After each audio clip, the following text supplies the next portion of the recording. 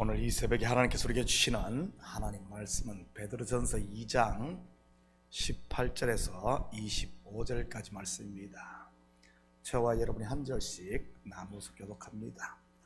사원들아, 범사에 두려움으로 주인들에게 순종하되 선하고 관용하는 자들에게만 아니라 또한 까다로운 자들에게도 그리하라.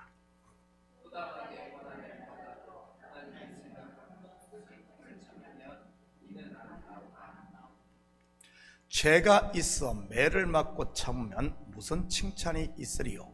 그러나 선을 행함으로 고난을 받고 참으면 이는 하나님 앞에 아름다우니라.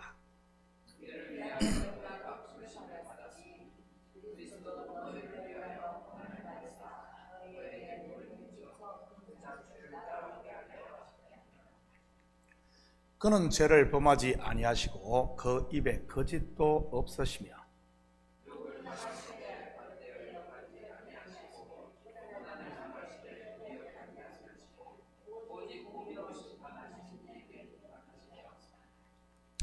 친히 나무에 달려 그 몸으로 우리 죄를 담당하셨으니 이는 우리로 죄에 대하여 죽고 의에 대하여 살게 하려 하심이라. 그가 채찍에 맞음으로 너희는 나음을 얻었나니.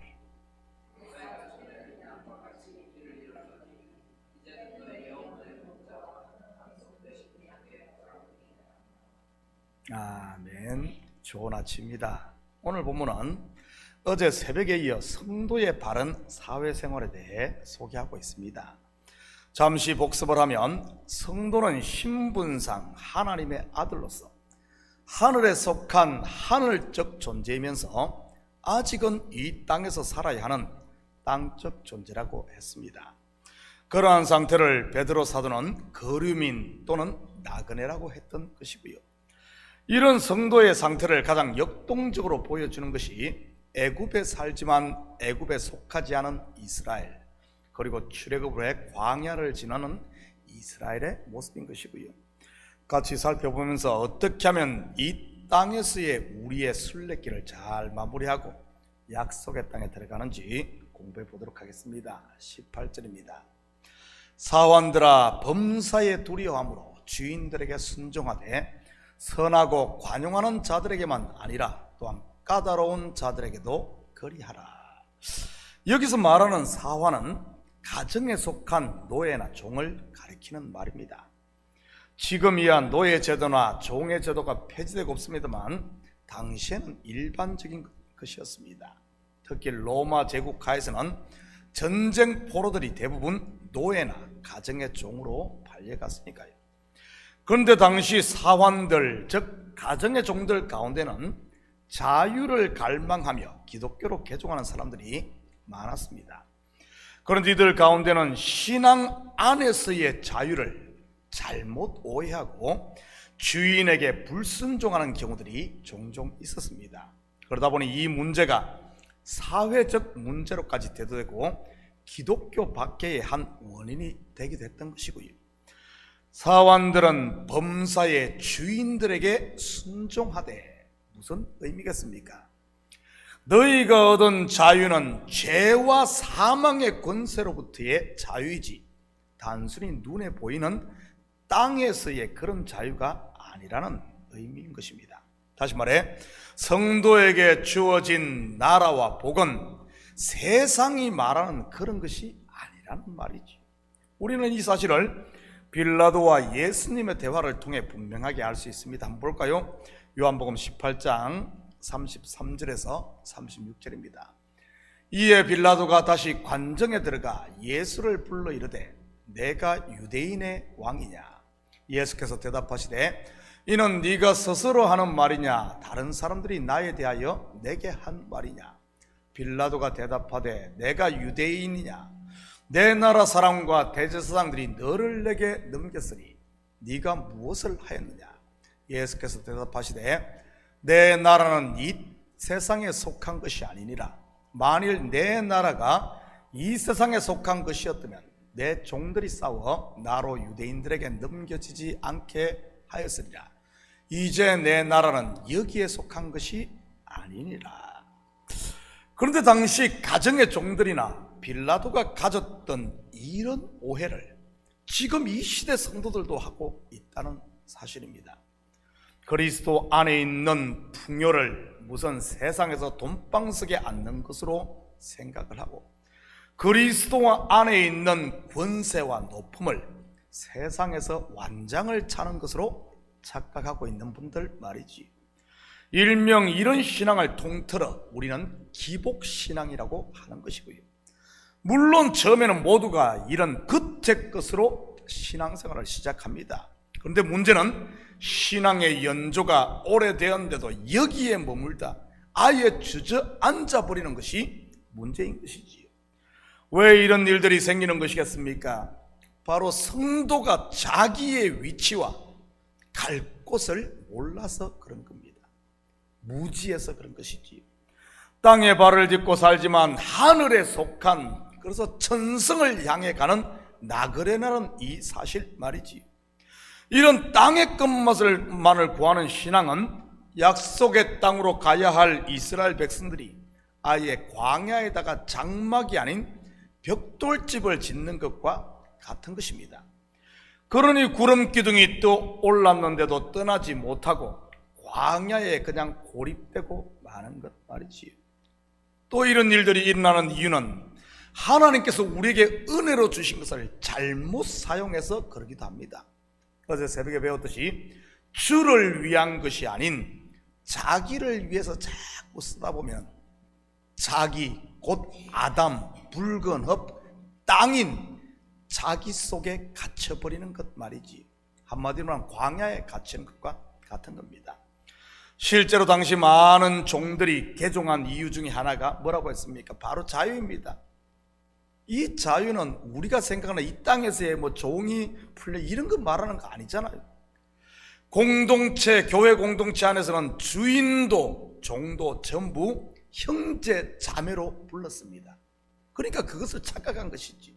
여러분, 형제 자매라는 말이 종도 주인도 어른도 애도 남자도 여자도 그리고 부모도 자식도 구분이 없는 그런 무질서한 아나무인의 자유를 말하는 것일까요? 절대 그렇지 않습니다. 형제 자매란 모든 인생이 오직 예수 그리스도의 피 공로로 구원받은 죄인이었다는 것을 말하는 것이지 아래도 위도 없는 이런 아나무인을 말하는 게 아닙니다. 우리는 이런 사실을 본절을 통해서도, 그리고 자녀와 부모의 관계, 자녀들아 내 부모를 주 안에서 순종하라 하는, 그리고 남편과 아내의 머리가 남편이라는 이런 관계, 이런 관계를 소개한 다른 성경을 통해서도 분명히 알 수 있습니다.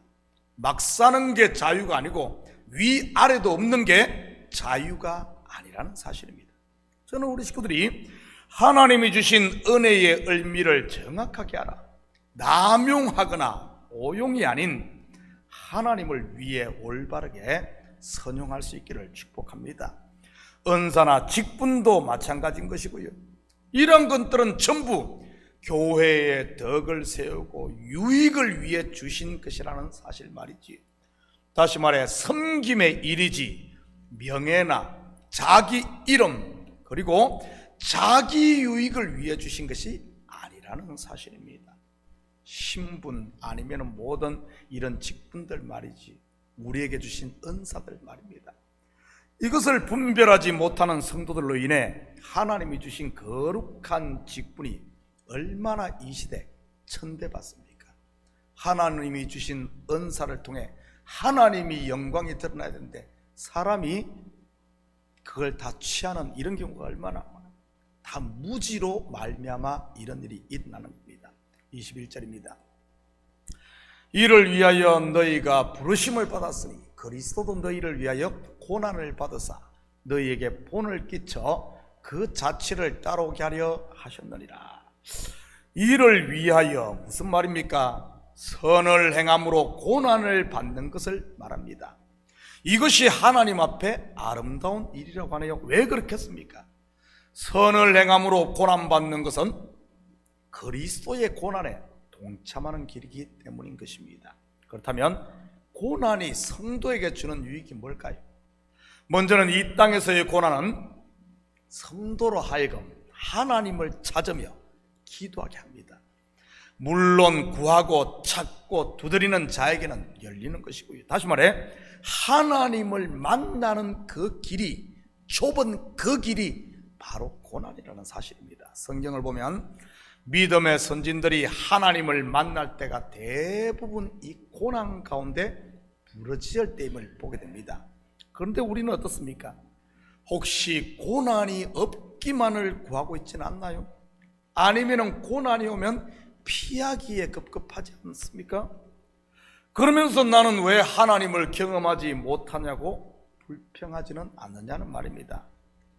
선을 행하며 제대로 사는 성도는 이 땅에서 고난이 오게 되어 있습니다. 다시 말해 하나님의 뜻을 쫓아 살면 말이지. 그렇다고 악을 행하다가 고난당하면서 순교니 어쩌니 이런 소리는 하지 마시고요. 그럴 때 기억하시기 바랍니다. 지금 하나님이 기도의 자리로 나를 콜링하고 있다는 사실을 말이지. 그럴 때는 골방으로 들어가야 되는 겁니다. 그래야 고난이 유익이 되고 고난을 통해 하나님과 더 가까워지며 하나님의 살아계심을 체험하게 되는 것이지. 그렇지 않고 동네방네 쫓아다니며 이러면 어떻게 하나님을 만날 수 있겠습니까? 하나님을 만나는 것이 아니라 마귀의 종만 되고 마는 것이지. 그렇게 돼버리면 이 고난이 그냥 생고생만 되고 마는 것입니다. 그리고 고난은 우리를 영적인 가나안 곧 천국으로 발걸음을 향하게 합니다. 땅에 소망을 두지 않고 하늘에 소망을 두게 하는 것 말이지. 22절 23절입니다.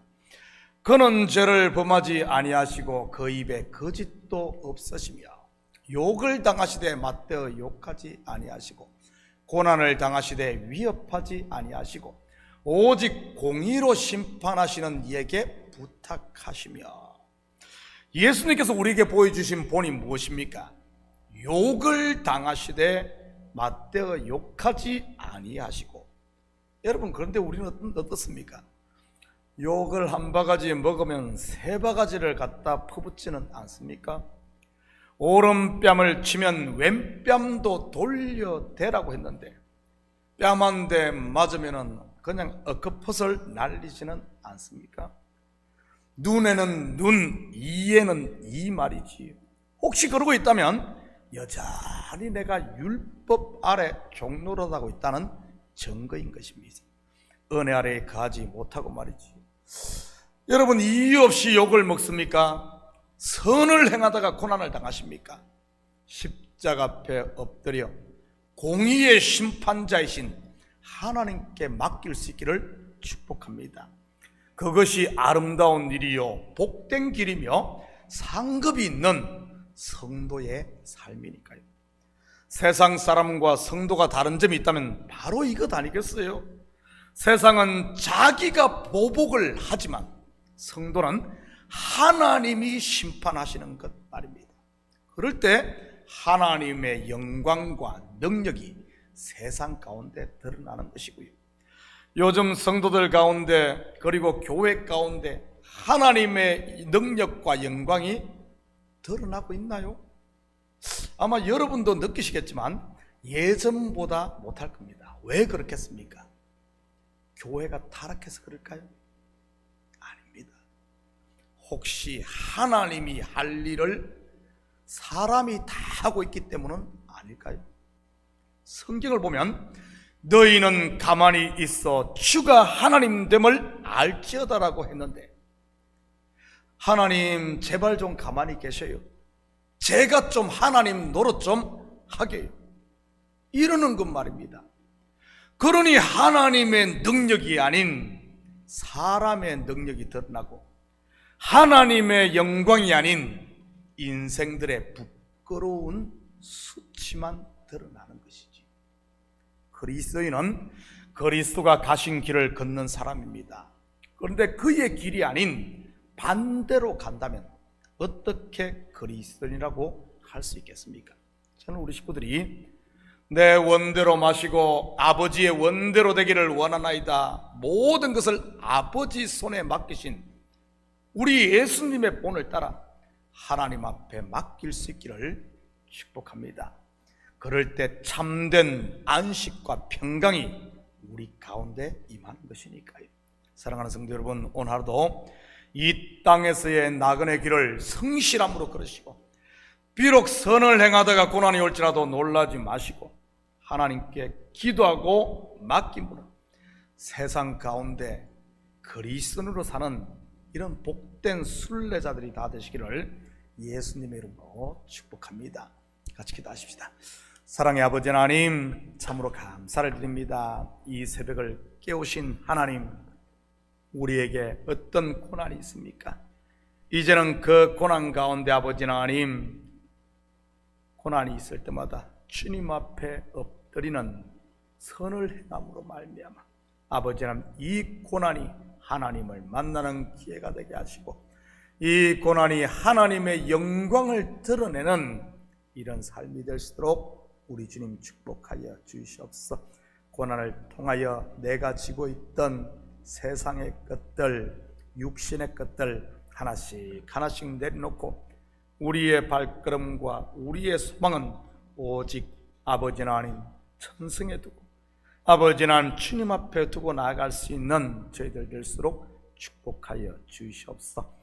오늘 이 새벽도 아버지 하나님 우리의 마음을 주님 앞에 쏟아놓을 때마다 주님 만나 주시고 우리 마음에 참된 은혜와 평강으로 가득 충만하게 채워지는 이 아침 되게 도와주시옵소서.